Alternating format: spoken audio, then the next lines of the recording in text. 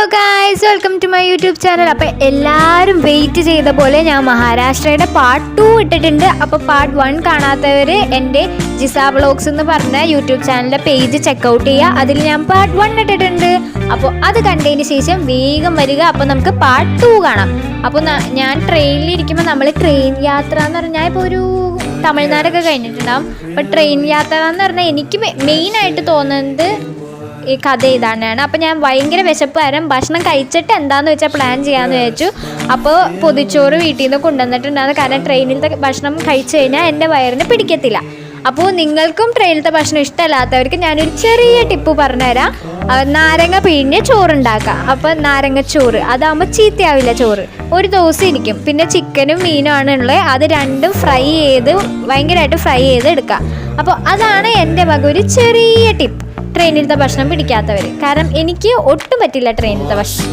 അപ്പോൾ ഞാൻ ഈ കൊച്ചുങ്ങളെ കണ്ടപ്പോൾ എനിക്ക് ഭയങ്കരമായിട്ട് എന്തോ ഒരു ക്യൂട്ട്നെസ് എനിക്ക് തോന്നി. അതുകൊണ്ട് ഞാൻ അത് നിങ്ങളെയും കൂടി കാണിക്കാമെന്ന് വിചാരിച്ച് അവരുടെ വീഡിയോ എടുത്തത്. അപ്പോൾ ഇതാണ് രാത്രി ജനറൽ കമ്പാർട്ട്മെൻറ്റിൻ്റെ അവസ്ഥ.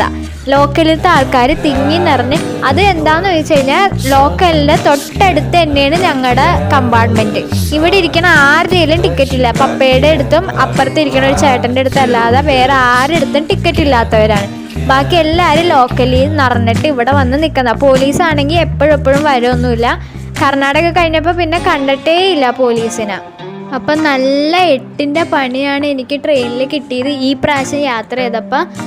അപ്പോൾ നമുക്ക് ഇനി നമ്മുടെ സ്കിൻ കെയർ ചെയ്യാം. സ്കിൻ കെയറിന് ഞാൻ ചെയ്യണത് ആദ്യം ഡോക്കിൻ്റെ നയാസെറമൈഡിൻ്റെ സെറം ഇട്ടു. ഇപ്പം ഞാൻ ഇടുന്നത് ലിപ് ബാമാണ്, മറ്റേ ഗുഡ് വൈബ്സിൻ്റെ ബീട്രൂട്ട് ലിപ് ബാം. ഇത് രണ്ടും നല്ലതാണ്, കുഴപ്പമൊന്നുമില്ല. ഇതുവരെ കുഴപ്പങ്ങളൊന്നുമില്ല. എന്തെങ്കിലും കുഴപ്പമുണ്ടെങ്കിൽ ഞാൻ എന്തായാലും പറയുന്നതാണ്.